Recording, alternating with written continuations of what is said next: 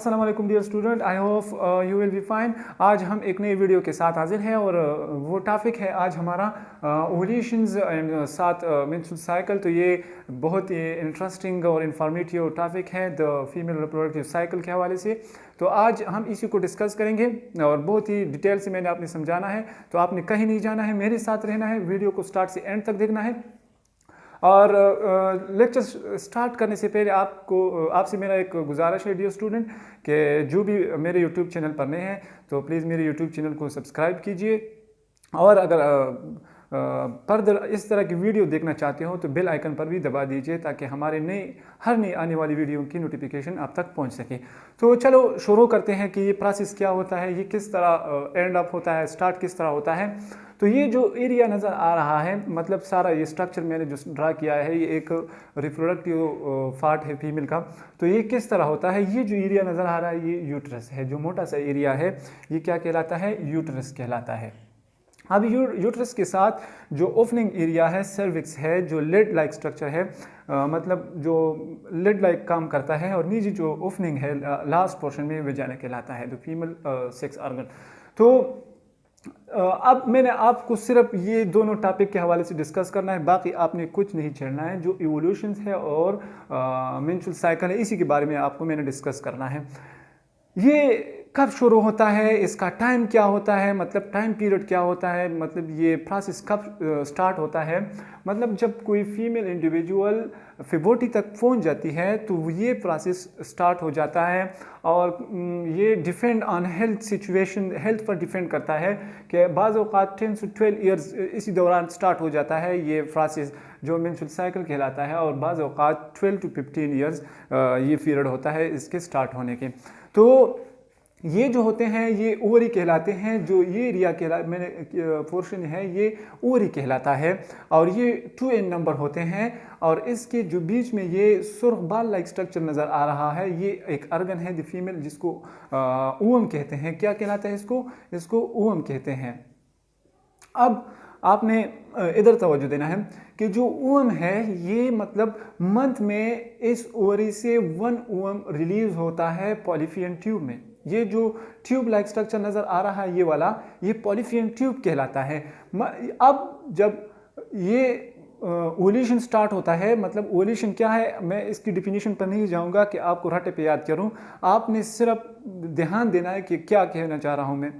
तो जी ये ओवरी है, इसमें एक ओवम होता है जो वन मंथ में यहाँ से ट्रांसफ़र होता है। कहाँ पर आता है, पॉलीफियन ट्यूब में आता है। जब ये एक पॉलीफियन ट्यूब में आता है इसी जगह पर, तो फिर ये मतलब जब यहाँ से ट्रांसफ़र होती है ये ओवम यहाँ से, तो ये 14 डेज ऑफ द मंथ, मतलब कि 14 डेज इसको क्या नाम दिया जाता है, ओवुलेशन का नाम दिया जाता है इस प्रोसेस को। जब ये एग यहाँ से ट्रांसफ़र हुई तो इस प्रोसेस को एक नाम दिया जाता है ओवुलेशन। ठीक हो गया। अब ये कब होता है, मतलब जब इसको हम कहते हैं कि formation stage of the egg, कि एग के तैयार होने का जो पीरियड है ये मतलब 1 डे से शुरू होकर 14 डे तक। जब 14 डे स्टार्ट हो जाता है तो ये ओवुलेशन हो जाता है, मतलब एग को यहाँ से इस पॉलीफियन ट्यूब में ट्रांसफ़र होता है। तो इसको हम कहते हैं कि एट 14 डेज के 14 डेज पे ये ओवुलेशन स्टार्ट हो जाता है। ये ओवुलेशन हो जाता है, मतलब एग की ट्रांसफ़र होती है कहाँ से, ओवरी से फॉलीपियन ट्यूब पे। जब ये हो जाती है ये ट्रांसफ़र तो इसको ओवुलेशन कहते हैं। अब जब ओवुलेशन तो हो गया, एग तो यहाँ पर आ गई, ठीक हो गया। जब एग यहाँ पर आ गई तो अब फर्दर क्या होना है, अब फर्दर ये होना है, मैं इसको मिटा रहा हूँ इसी तरह, ये एक सेक्शन है, ठीक है जी।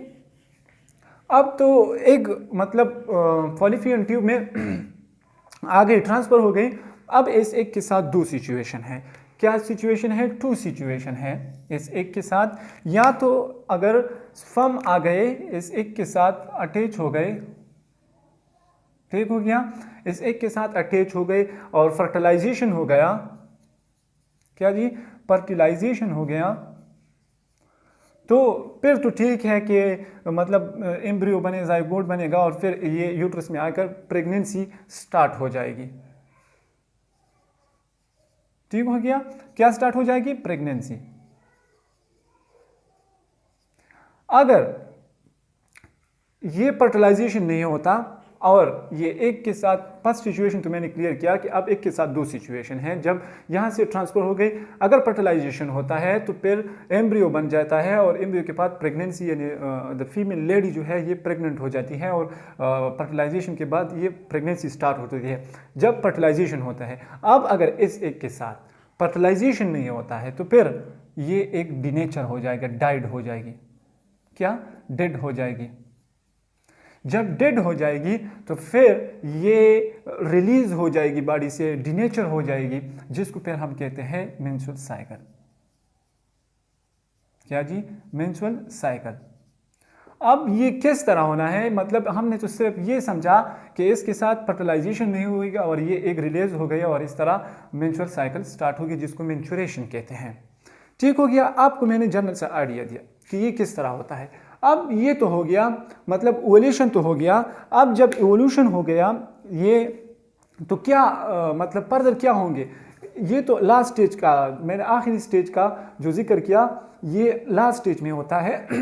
लेकिन आप ओवुलेशन तो हो गया, मतलब एक तो जो है एक ओवरी से ट्रांसफर होकर फॉलिफियन ट्यूब पे आ गया, जो टू सिचुएशन। अब जब ये टू सिचुएशन में मैंने आपको बताया, अब जब ये एक यहाँ से आ गया तो मतलब कुछ हार्मोनल एक्टिविटी भी होती हैं, जो ग्रेफियन फॉलिकल होता है यहाँ पर, जो फॉलिकल सेल होते हैं वो रप्चर हो जाते हैं, डिनेचर हो जाते हैं।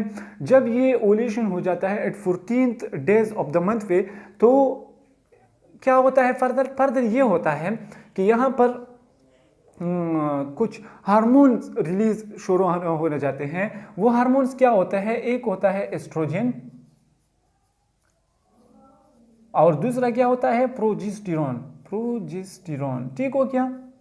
अब जबकि दोनों हार्मोन रिलीज हो गए, एस्ट्रोजन की बारे में जो मालूमात थे वो मैंने प्रीवियस लेक्चर में डिटेल से दिए हैं और डिस्क्रिप्शन में उसका लिंक भी दिया है। लेकिन जो प्रोजेस्टेरॉन हार्मोन है, मैंने कहा था कि ये द फर्स्ट एंड फाइनल जो फंक्शन है ये प्रेगनेंसी या प्रेग्नेंट यूट्रस को तैयार करता है प्रेगनेंसी के लिए। तो जो ये ओवुलेशन हो गया यहाँ पर, तो ये प्रोजेस्टेरॉन हार्मोन जो है ये इंक्रीज होना शुरू हो जाती है, इसकी सिक्रीशन बहुत तेज़ी के साथ हो जाती है और ये प्रोजेस्टेरॉन आकर अपना असर कहाँ पर शो करता है? ये प्रोजेस्टेरॉन जो है ये अपना असर इसी यूट्रस के साथ एक एंडोमेट्रियम है। क्या जी? एंडोमेट्रियम वाल है यहाँ पर एक, ठीक है, ये एरिया जिसको मैंने डॉट डॉट से जाहिर किया, ये वाला पोर्शन, यहाँ पर कौन एक्ट करता है? प्रोजेस्टेरॉन हार्मोन यहाँ पर आकर अपना असर दिखाना शुरू कर देता है इस वाल पर। इस वाल को क्या नाम दिया जाता है? एंडोमेट्रियम।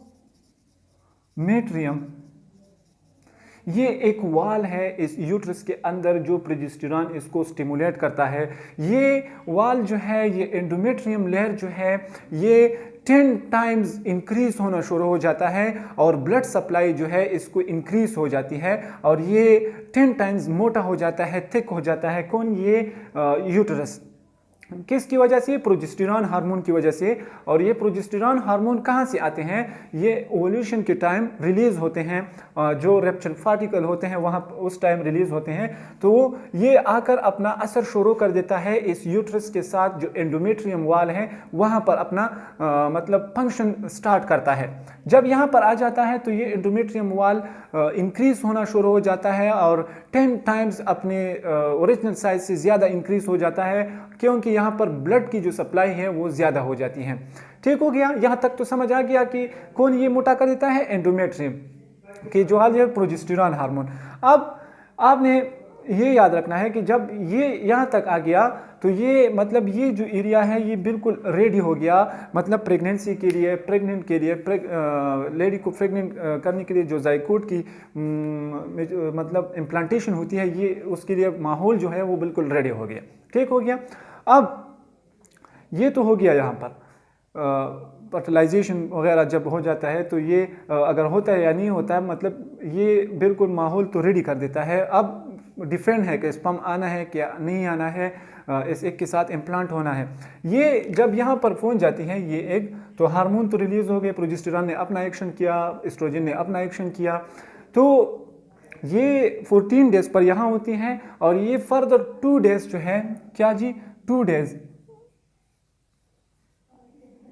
फर्दर स्टे कर देता है। 15 या 16 डेज जो होते हैं फर्दर एक्स्ट्रा स्टे करते हैं। किस चीज़ के लिए? स्पर्म के लिए इंतज़ार कर देना शुरू कर देते हैं कि अगर स्पर्म आ जाता है तो फिर ये इसके साथ फर्टिलाइजेशन करता है और इसी तरह जाइगोट बन जाता है और फिर लेडी जो होती है वो प्रेग्नेंट बन जाती है।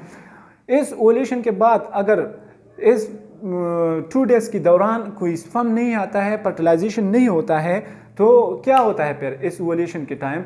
इसके बाद फिर अगर स्पर्म आता है मतलब अप टू 28 डेज, तो फिर उसका कोई फ़ायदा नहीं है। और ये जो 16 to 17 डेज के बाद ये जो एंडोमेट्रियम थिक हुआ होता है प्रोजेस्टेरॉन हार्मोन, तो ये प्रोजेस्टेरॉन हार्मोन की जो इंक्रीज हुई होती है एट 14 डेज पे, तो वो रिड्यूस होना शुरू हो जाते हैं, कम होना हो जाते हैं। कौन? ये प्रोजेस्टेरॉन हार्मोन। क्योंकि जो रिक्वायर्ड था, जो कंडीशन रिक्वायर्ड किया था उसने, ये तो यूट्रस जो था ये इसको एम्ब्रियो के लिए, जाइगोट के लिए तैयार किया था। अब जबकि फर्टिलाइजेशन नहीं हुई है तो ये मतलब प्रोजेस्टेरॉन हार्मोन ये जो इसकी सीक्रेशन हुई होती है इंक्रीज ज़्यादा मकदार में, तो वो डिक्रीज होना शुरू हो जाते हैं।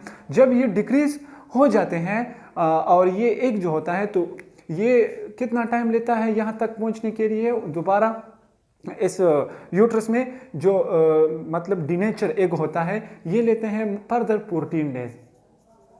कितने? फर्दर 14 डेज लेते हैं। जब मतलब हम सादा कहेंगे कि ये अप टू 28 डेज, 14 से लेकर 28 डेज तक ये जो होते हैं, ये एग जो डिनेचर होता है, डाइड होता है, यहाँ से आकर यहाँ तक पहुँच जाता है। कहाँ पर? यूट्रस तक। ठीक हो गया? समझ आ रही है मेरी बात को? तो यहाँ तक जब पहुँच जाती हैं तो फिर क्या होता है फर्दर? ये होता है कि ये एग, ठीक हो गया, साथ ही साथ एग प्लस ये जो कैपिलरीज है, ब्लड कैपिलरीज है, ब्लड कैपिलरीज, ठीक हो गया, जो ब्लड कैपिलरीज हैं, और साथ ही साथ जो म्यूकस है, लाइनिंग ऑफ म्यूकस है, प्लस म्यूकस, ये एक तो यहाँ आ गई, मतलब फर्टिलाइजेशन नहीं हुआ, अब एक वापस जाना है ना, तो ये यहाँ से आकर सीधा कहाँ पर? ये एग जो डाइड हुई होती हैं, इसके साथ जो ब्लड कैपिलरी है, ये प्रोजेस्टेरॉन ने जो यहाँ एक माहौल बनाया था वो, और साथ ही साथ जो म्यूकस होते हैं वो भी मतलब रिलीज हो जाते हैं, और यूट्रस से होते हुए कहाँ पर? सर्विक्स के वाल से, और फाइनली कहाँ पर? जो ओपनिंग है फीमेल के, वहाँ से रिलीज हो जाते हैं। और फिर इस सारे के सारे प्रोसेस को क्या नाम दिया जाता है? मेंस्ट्रुअल साइकिल का नाम दिया जाता है, मतलब मेंस्ट्रुएशन स्टार्ट हो जाता है। ये कब होता है? अब यहाँ तक आपको समझ आ गया होगा कि किस तरह होता है ये प्रोसेस। तो ये टोटल डायग्राम मैंने आपको शो किया। अब जब ये मतलब ब्लीडिंग स्टार्ट होती है तो ये कितना टाइम लेता है? ये लेता है 3 डेज से लेकर from 3 days to 7 days, depend on lady health. जो लेडी होती है, फीमेल होती है, उसकी हेल्थ पर डिपेंड करता है। तो ये स्टार्ट होता है एट 28 डेज, मतलब ये साइकिल जो होता है 28 डेज बाद रिपीट होता है। तो यहाँ तक तो समझ आ गया कि 3 to 7 डेज तक ये ब्लीडिंग पर स्टार्ट होती है, जो ये एग्स वगैरह, ब्लड कैपिलरी, म्यूकस रिलीज होते हैं, तो ये मतलब 3 to 7 डेज तक स्टार्ट होता है प्रोसेस। और फिर दोबारा ये साइकिल इसी तरह रिपीट होती है, और जब तक ये ख़त्म होता है तो आफ्टर 14 डेज, नेक्स्ट 14 डेज दोबारा एस्ट्रोजन हार्मोन और एक दोबारा रिलीज़ होती है यहाँ पर फॉलिपियन ट्यूब पर, और इसी तरह ये प्रोसेस रिलीज़ होता है। अब यहाँ तक तो आपको समझ आ गया होगा कि ये किस तरह होता है ये प्रोसेस, मतलब कैसे ब्लीडिंग स्टार्ट होता है और किस टाइम शुरू होता है। यहाँ तक तो आपको समझ आ गया। अब मैंने आपको एक दूसरी तरह से समझाना है थोड़ा आसानी करके, तो वो कुछ इस तरह है, ठीक है जी। वो कुछ इस तरह है कि मैं एक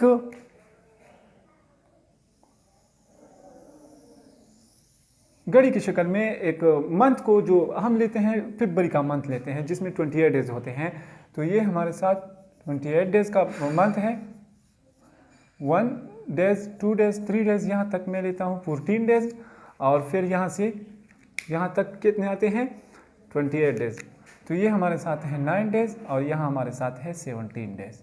ठीक हो क्या? अब जबकि ये ठीक है, ये हमारे साथ एक साइकिल है कि ये साइकिल किस तरह होता है। तो यहाँ 1 डेज 2 3 और यहाँ तक पहुँचने के लिए कितने टाइम लगेंगे? 14 डेज है। यहाँ से यहाँ तक जो साइकिल है इसको कहते हैं ओवुलेशन। इसको क्या कहते हैं? ओवुलेशन कहते हैं। मैंने इसको आप इस तरह एक घड़ी की शक्ल में मंथ को डिवाइड किया। अब जो ओवुलेशन है ये टाइम है। अब मैं